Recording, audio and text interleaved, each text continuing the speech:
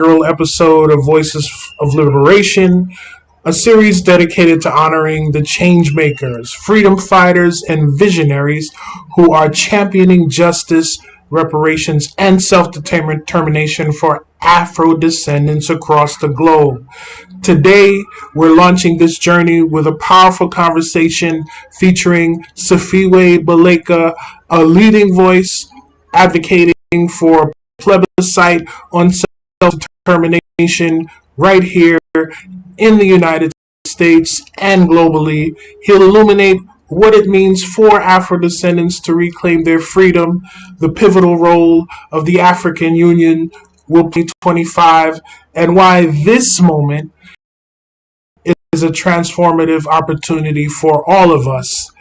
If you are passionate, believe in strength of our communities, or have ever what's next for our people in reparations, this is the essential dialogue you don't want to miss. So join us, hit that like button, subscribe, and prepare to be part of a movement that transcends borders. This is Voices of Liberation. Let's dive in. A plebiscite is an event. Think of a presidential election. You take off work, you go and vote. Okay?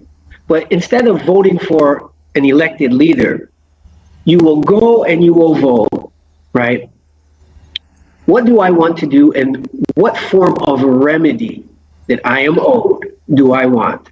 Do I want resources so that I can repatriate back to Africa and begin to reclaim that and have an adequate life in Africa? You can vote for that. Do I want to stay here because I have roots and family and everything that I know is here, but I don't want to be under the foreign government of the United States that we didn't create and that we don't control, and that the Trump election has definitely shown we don't fit into that except as junior partners subservient to the political master class.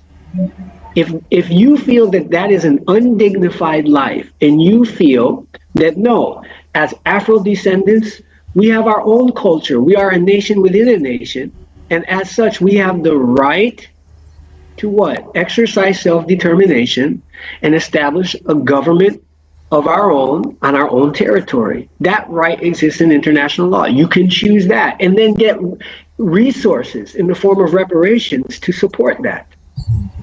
If you're like, nah, I don't want to do that, I actually want to move to Panama or Haiti because I have family there, then you can choose that and you will get resources for that. And then finally, you're like, no, my ancestors built this country. We have a right. We own everything in the United States because it was built off of our labor.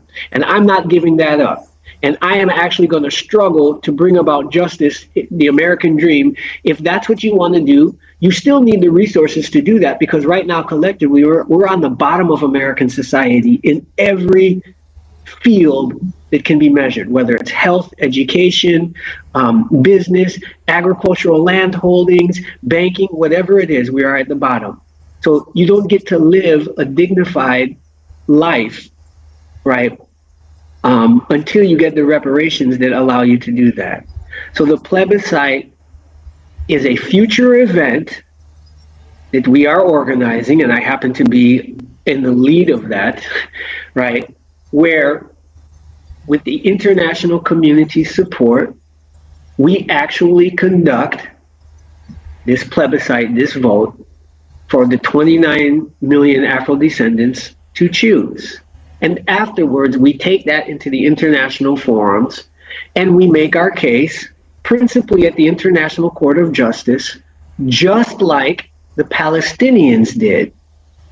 Now, did they bring their case? No. It took another government, the government of South Africa, to bring that to the International Court of Justice. So right now, the plebiscite organizing is working to get that international diplomatic support, while at the same time educating Afro-descendant people in the United States about the plebiscite. That is an excellent breakdown. So a plebiscite in itself is the will of the people, or letting them know that this is this is what we'd like. This is based, as opposed to our current situation. We could. It's simple. The plebiscite is the will of the people. That's why we're doing this, right? Right. So that everybody can understand. And why would we need to capture the will of people? Is to have kind of a measurement that says to the rest of the world, we are dissatisfied in some kind of way. Here's the document to prove it, right? And then they'd say, okay, because right now as it stands without a plebiscite, it's like, some of them seem happy there. Some of them are okay. We don't know. We don't conclusively know. They're the Omarosas of the world and some other people who are, fine with the current situation. And I think the message we kind of send to the world is we have some of these people that have migrated into Africa. They want to connect, and you have this other group. People are really confused as far as what our stance is in general. And some other people, if you watch the internet in Africa, their survey, they say they seem to be American before anything. So, it's just to kind of give it an alternate, Yeah. We all have in our family that person, right, who's always talking about Africa, right? We have every family has that person, right? They go to Africa, they're talking about Africa, they're dressing African, they change their name. By the same token, in every family, we've got those people. They're, deeply embedded in the Democratic Party, talking about get out to vote, vote blue. I voted sticker. We got to vote. And then you've got everybody in those families that are the carriers of the legacy of the Black Panther Party and all of those groups that are talking about community control. And the ultimate community control is the nation of our own. So we all have that within our own families. What has never happened is the Afrodescendant nation, Black people in America, have never been asked, how many of you want to go to Africa? How many of you want to stay? How many of you want a nation of your own? And how many of you want to go to third-party countries? Once you do that, then you can be about the planning. So imagine, there was a report that came out, it's 2023 or 20, I think it was 23. It's called the Brattle Report. Is the most up-to-date analysis of who were the guilty parties in the Dumb versus War, the capturing, trafficking, and enslaving of the prisoners of war, and what they owe in terms of war damage under the international law, for example, the Geneva Convention, right? So when there's a war, right, usually payment has to be made for war damages to the people who were the victims, the unjust victims of that war. The Brattle Report said that current calculation is now at $177 trillion. All right, we're not going to argue about the numbers, what it should be. Let's just use that number. Out of 177 trillion, right, how much of that should be used to set up for people who want to go to Africa? If you are that person, don't you think it would be a lot easier for you to go to Africa if you had a $400,000 check? So for you and your family to repatriate, and there were dedicated resources for your family's transportation and your integration into your ancestral homeland.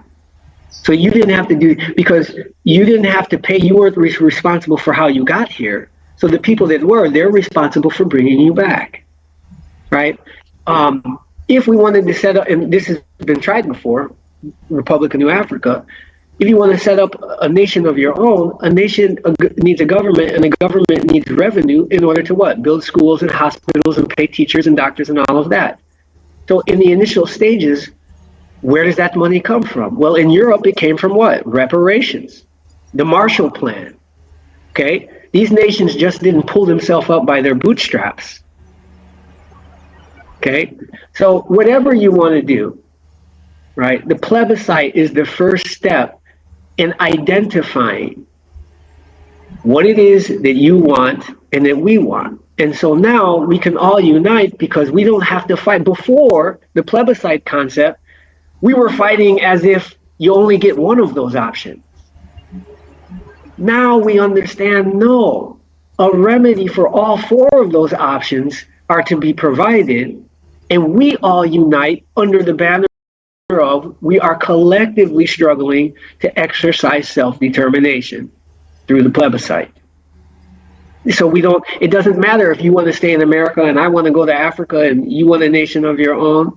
It doesn't matter. We all want the same thing, which is the right to decide, each of us to decide for our families what's best. So there's no fight anymore.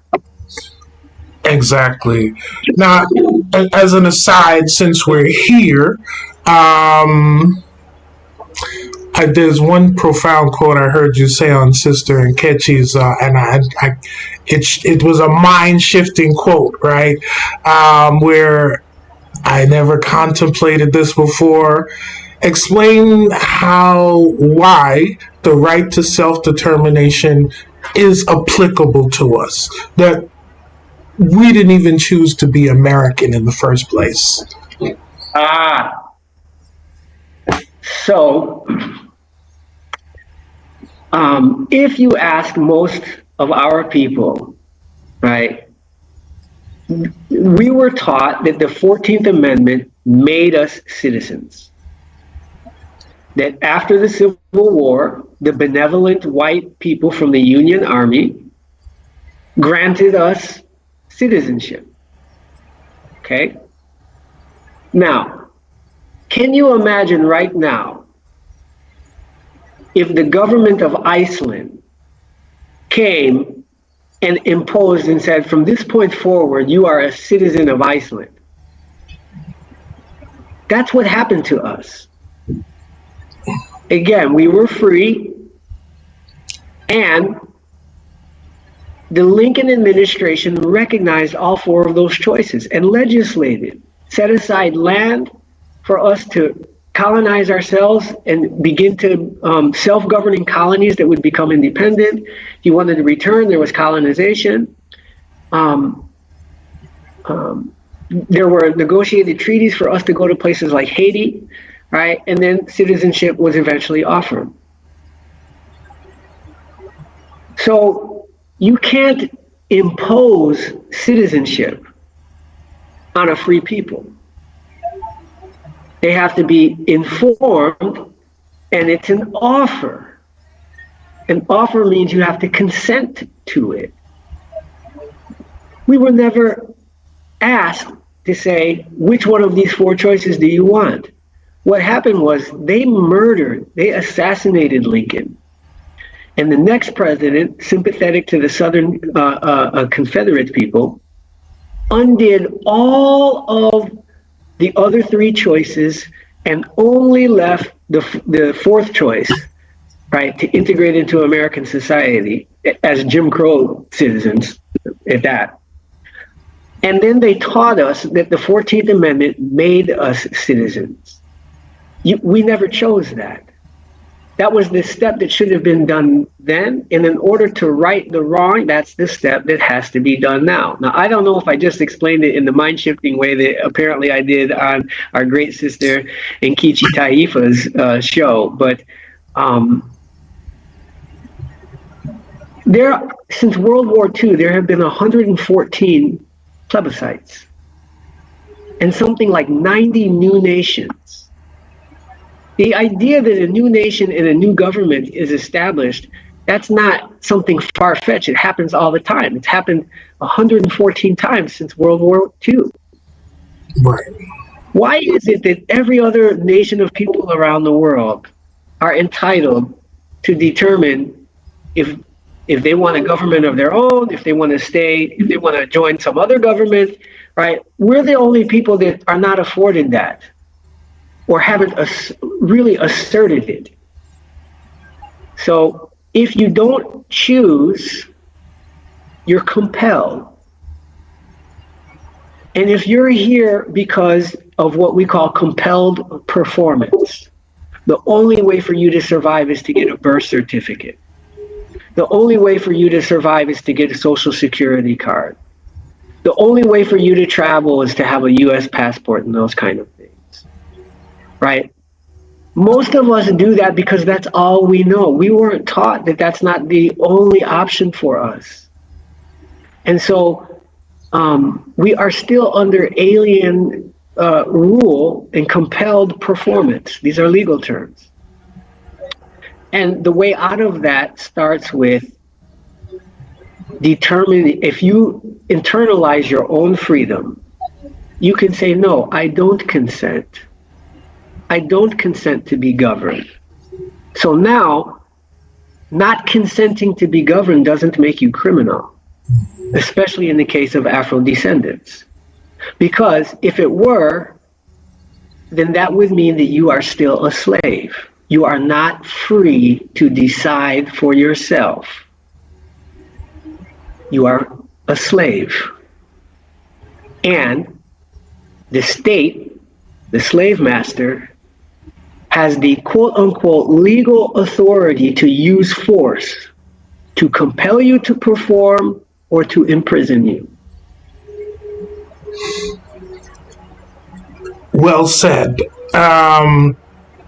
So in essence, the period of emancipation is probably the second human rights violation, right? And after chattel slavery, the identity, things that were taken from us in that process. The second one was we weren't given the right to self-determination, which can also be seen as them knowing that there's this bill.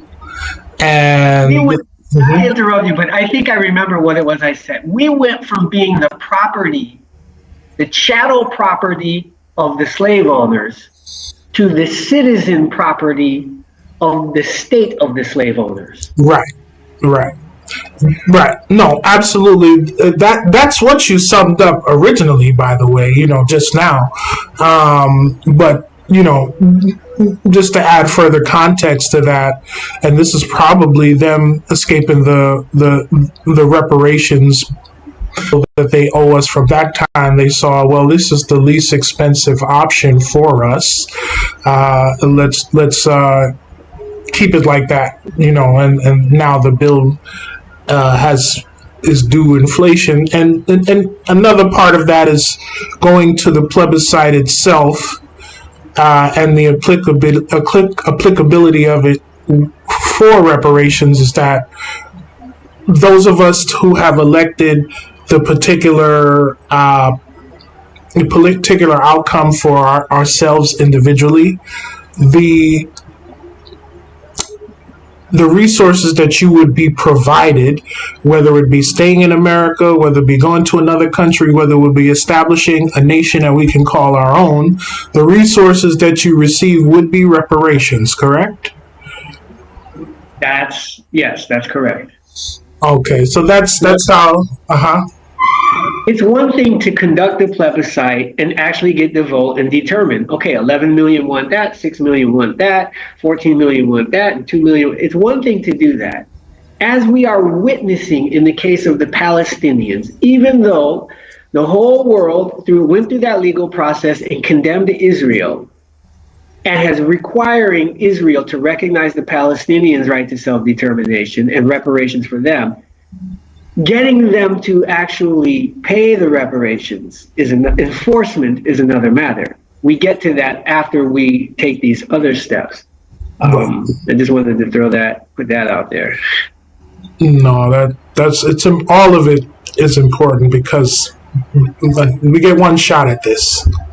So and also, you had talked about the economic calculation that they may be making, saying, okay, well, this is the least, economically costly thing. So let's actually go back to the political calculation they made at the time of the Emancipation Proclamation. Now you remember, before the Civil War, we were classified as subhuman, and they quantified how subhuman we were when they said we were only 3/5 of a human being. They quantified it. And therefore they said that in terms of representation in the United States Congress, we count all of the white free people as fully human beings, and then we count, right, this class of chattel slaves as 2/3. And based on that, that's how much representation you get in Congress.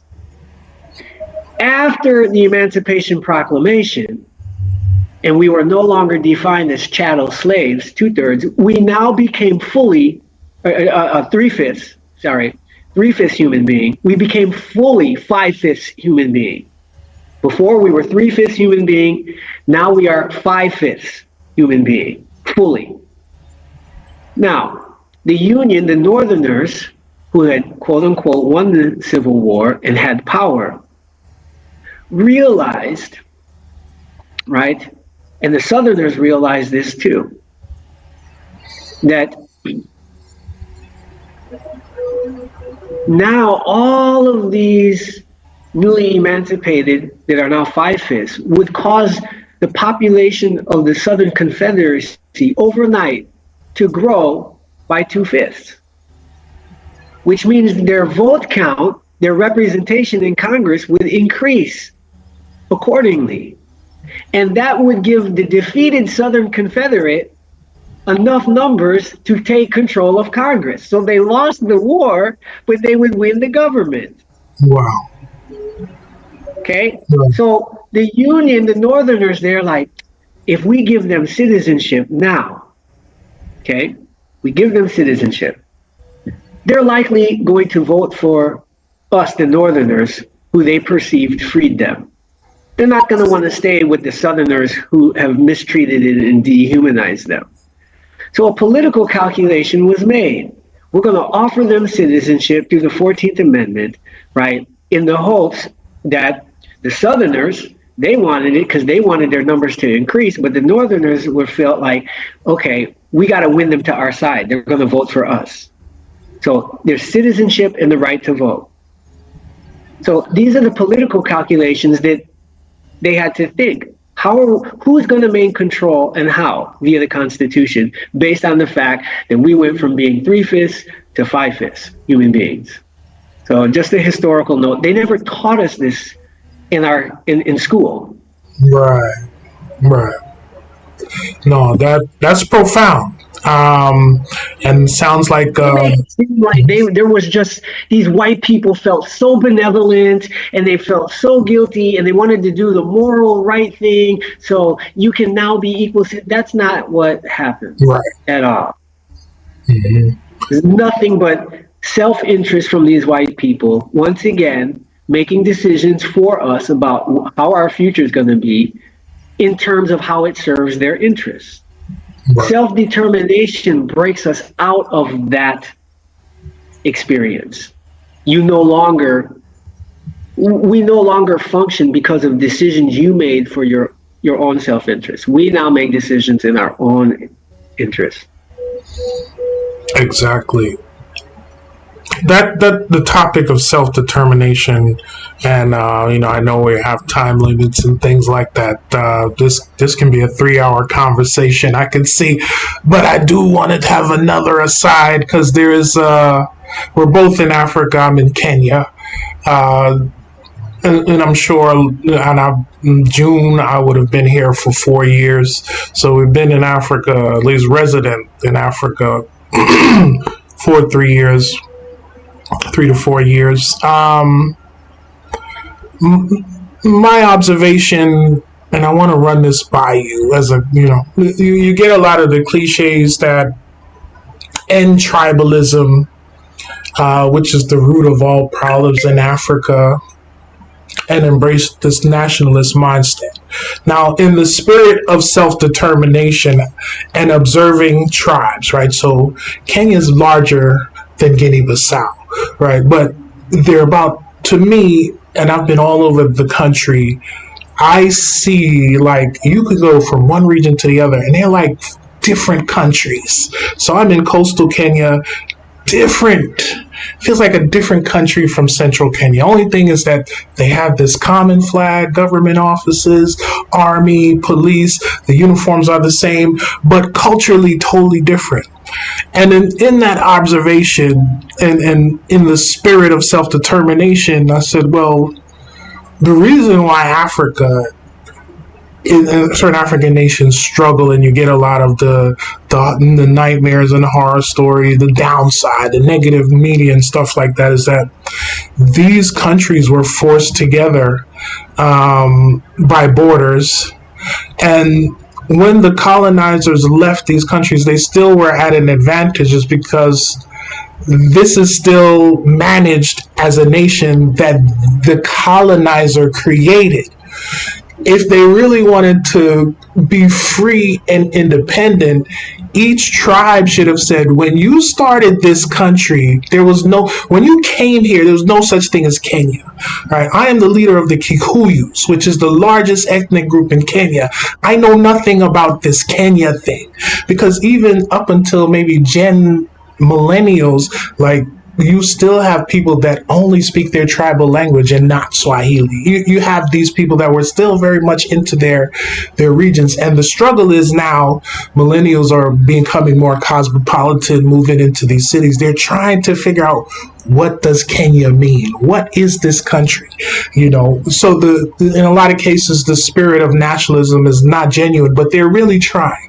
And there are these slogans, we got to end tribalism. But at the same time, 60 years ago when Kenya was given independence, each tribal person should have said, because when they were found, they were not found as Kenya, but you left this entity called Kenya. So administratively, we have to be Kenya, which is the favor of the colonizers, right?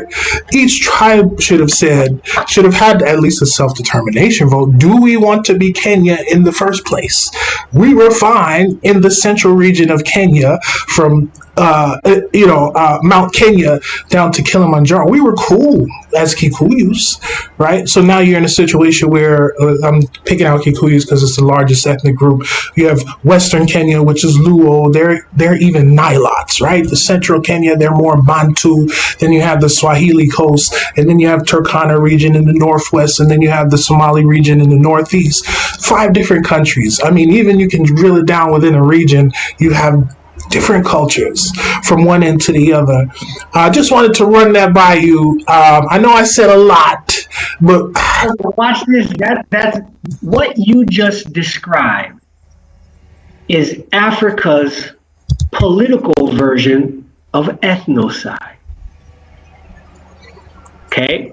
Before they were colonized and before the Berlin Conference, they didn't have these countries with these borders. We talk about one map Africa, a borderless Africa, right? So before the colonizers, this label, Kenya, take any country, South Africa, okay? Any of the countries, they didn't have these borders, they didn't have these identities. The colonizers came in, Berlin Conference, they set it up, they gave their names, they gave these borders, they gave a framework. Then African liberation forces, self-determination forces, struggled for their liberation and for their freedom and their sovereignty. And the colonizers were forced to leave. When they left, though, they still left in place the framework. Now, by the same token, our ancestors were brought here. They were not brought here. They didn't know themselves as Black, Negro, African American. Those are the colonial borders in the United States context.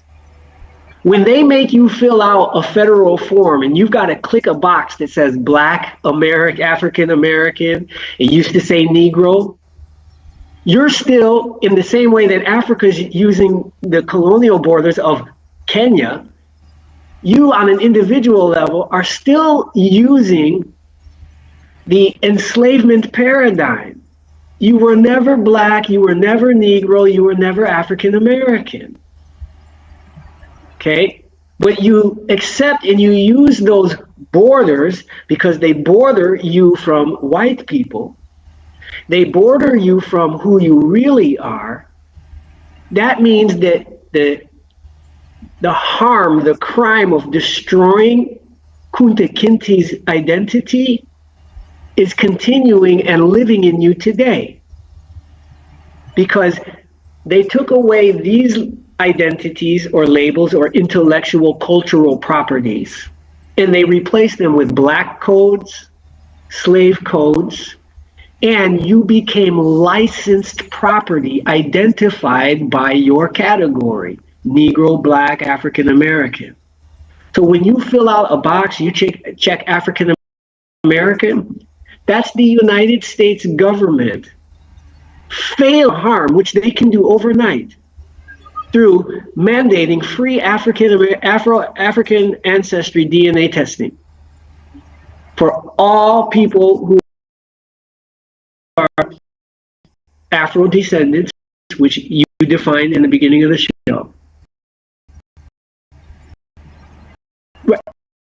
Overnight, within 1 year, everybody could have that part of the damage repaired if those tests were offered free as part of reparations. And then you would no longer be using the colonial borders. We never look at it that way. We have lots of people think they're politically conscious talking about, oh, we need to decolonize Africa. And they haven't decolonized themselves first. Right. They still have a American colonial identity and an American colonial framework and an American colonial product name: John Smith, okay, Carlos Watts Johnson, Charles. Those are the American version of the colonial borders in Africa. Yes, and not to disparage, I'm in Kenya, I love Africa, I still would be here. With this in common, and in having these conversations where the audience is making, we look for our differences. For me, being here, I can personally see we're the same, right? So this is where Pan-Africanism comes into it. So at one history, we struggle for nationalism, national sense. What we now understand the nature of our existing Pan-African nationalism, where we understand, yes, I am Tutsi, I'm Hutu, I'm Akan, I'm Uwe, I'm Bamilikan, all of our quote-unquote identities. But we are in the process of an ethnogenesis because of this period in history, where we understand, right, different families, inextricable, indissoluble birthright to what? The land and its resources that was given to us by God. We were born here in this land, and so all the resources in this land belong to all of us, because that river, those gold mines, they don't stop at the colonial border. Once we understand that, and we go from a conventional nationalism to a Pan-African nationalism, it brings us to, for example, a United African States, where the sovereignty of the people's self-determination, they say, you know what? No longer are we going to practice domestic violence amongst ourselves. yes. We're going to, what? Set up a system that manages the human resources and the natural resources that is our birthright for the better development of our people, free from any foreign or alien domination. And that includes all African people, as Marcus Garvey repeated after Martin Delany first said it: Africa for the Africans, those at home and those abroad, and Africans to rule them. So if you live in Barbados, you live in Chicago, you live in Cleveland, right? You are now part of Africa Africa's sixth region, right? Africa extends to the entire globe wherever we are. We are all part of one jurisdiction. And that's what this African diaspora sixth region. And let me conclude with this. I'm so glad you brought up the definition of Afro-descendants, because it can get confusing. We have the term African diaspora. Don't confuse the term African diaspora with Afro-descendants. The African diaspora consists of all Black people, all people of African origin, right? Regardless of how you left the continent. So if you chose to leave Africa because you wanted to go to school in America, you're part of the African diaspora. But your ancestors never suffered the trafficking and the enslavement, okay? But you're part of the African diaspora. Right. The term Afro-descendant is not the same as African diaspora. Afro-descendants are one group within the African diaspora. Okay? Afro-descendants are a particular group within the African diaspora. So continentals in the AU, they call us the historic diaspora, right? So we don't want to confuse the terms. And then you have the term people of African descent, which is different from African diaspora and Afro-descendant. Mm-hmm. So it's good to have clarity about that. The Afro-descendants, we are becoming part of the jurisdiction of the African governing structure. So hopefully I made it clear and I didn't make it more confusing. No, it's okay. Where people, if hopefully we can continue. How are we looking on time with you? Because I know we started a little late. How many more minutes do you have? So I know where I should skip to. Five more minutes, and then we get ready for part number 2, I guess. No problem. So now I'll just skip ahead and we can, reconvene because we want to get to some call to actions because, we talked about this history and, theory and stuff like that. But there's actual real work, right? So a lot of people are like, I'm tired of all this talking, right? So the reason why I wanted to have this with you is that you're doing a lot of work. You and many other brilliant people globally are doing this kind of work.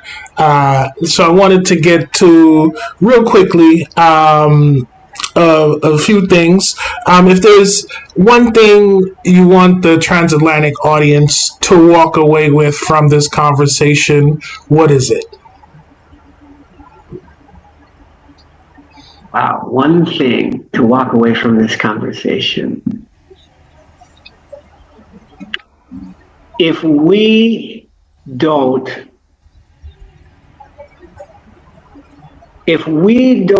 form a united African states that has positive sovereignty, we run the risk of being completely recolonized in a new form in our lifetime.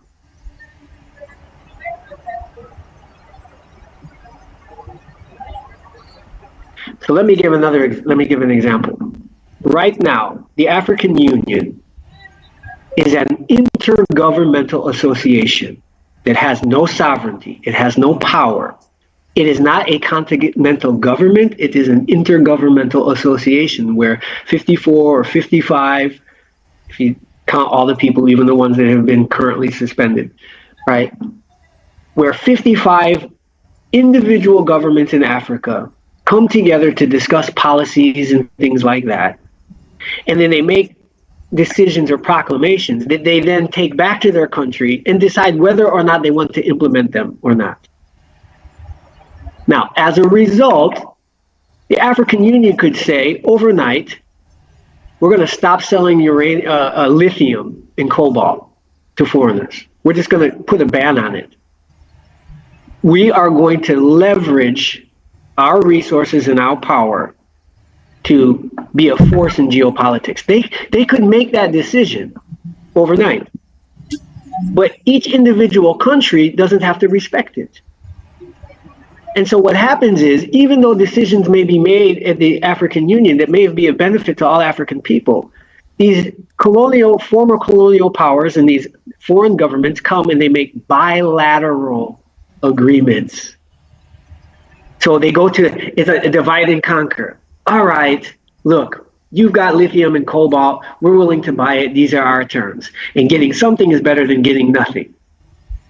We don't have what's called positive sovereignty, where a United African States, like a federation, where all of these countries surrender or mutualize some of their sovereignty on common issues of like peace and security, defense, economics, school curriculums, and things like that. At least at the higher level, going into civil service for a United African States. So until we get to the point, right, where we have positive sovereignty, where we can implement our own decisions, our own policies, regardless of any opposition, and enforce them, then we are still balkanized.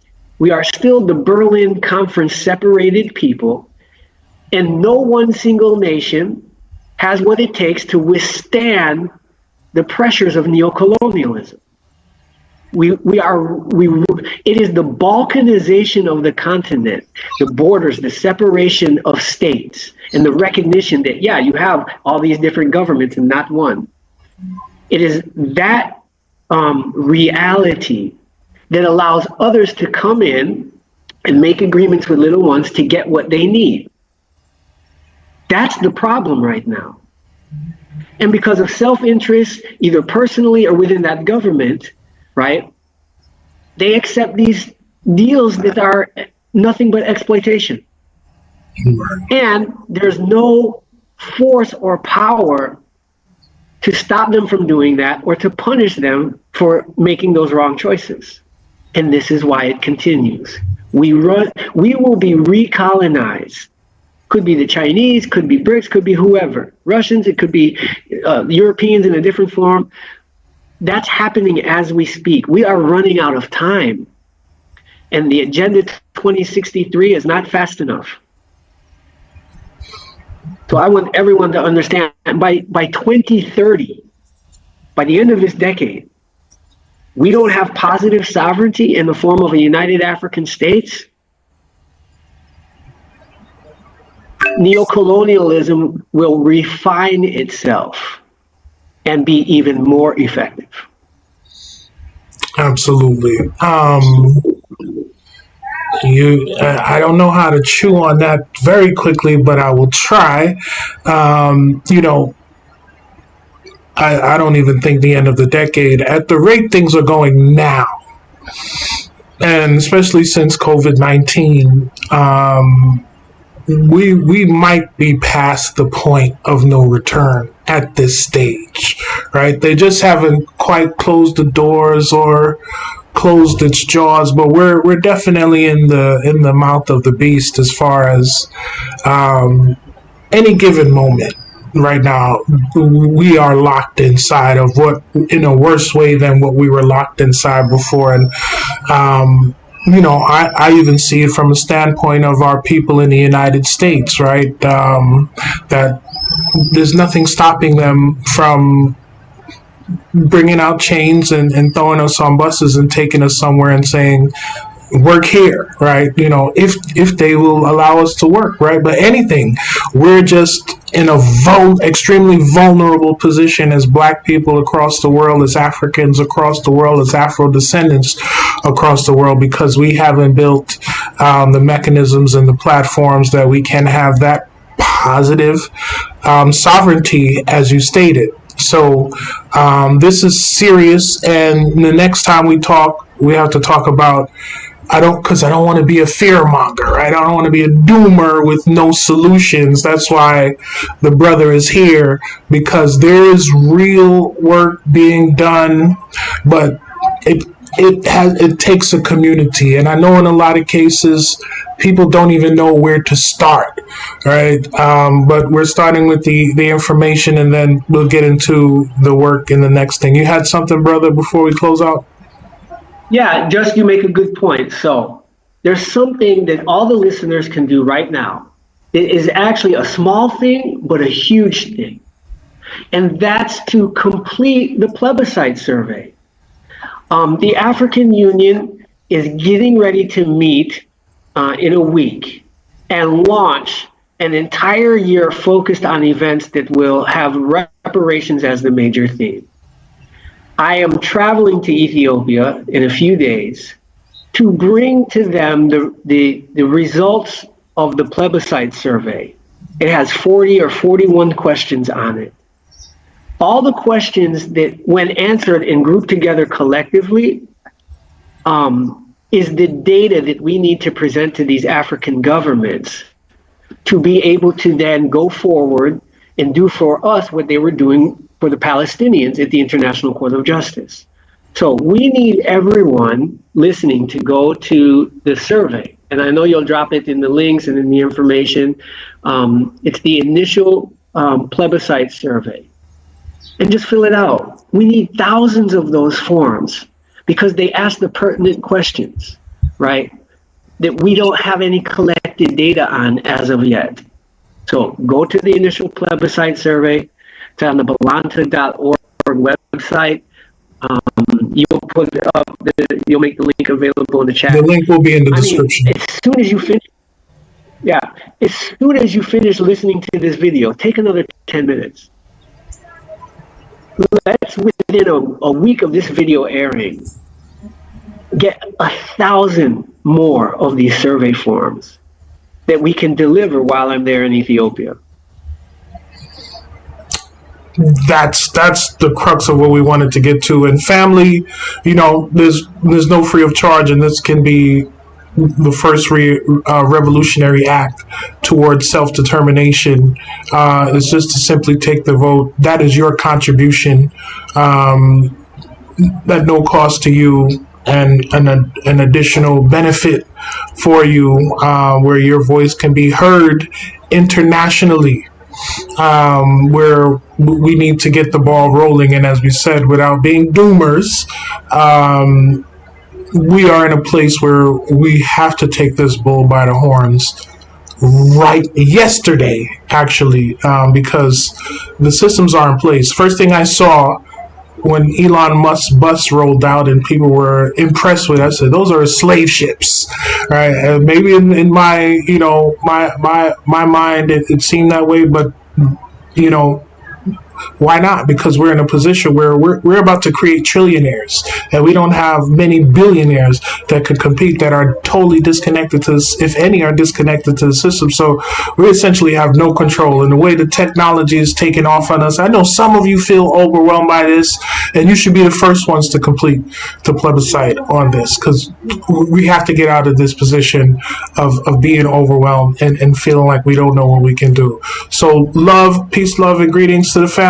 Any few words before you want to close out? I'll that's it for me right there, bro. Just I agree with you. This is not a council of despair. There is great opportunity for us right now. And fortunately, we have the events in the Sahel Alliance, and President Traore, and young people waking up, right? It's not a council of despair. It's a sound. It's a trumpet being blown saying now is the time. We need to take coordinated action following an order of priority, laying out those steps. Here's what it is, right? With a mindset. Now we know not everybody's there with us, but we believe in our capacity. We are no less capable than anybody else on the planet. Absolutely. We believe in our capacity. We will overcome the balkanization, the mental enslavement, the Berlin colonial borders imposed upon us, the black codes, the slave. We're overcoming all of that. And that goes right back to what you asked me, right? It's because our ancestors, they didn't despair. Our heroes and sheroes did their part in their lifetime, and we are doing ours until we win. Yes, sir. Thank you. Hopefully we can get you on here very quickly after this and ongoing. And we'd love to hear what's going on in Ethiopia. It's going to be a big month for you and all of us. I'd love to do a show while I'm there in Ethiopia next week. Let's make it happen. Yes, sir. Yeah. Absolutely. All right, cool. A live report. Yes, sir. Definitely. Thank you. Appreciate that too. So with that said, check the description, click the links, and until next time, family, peace.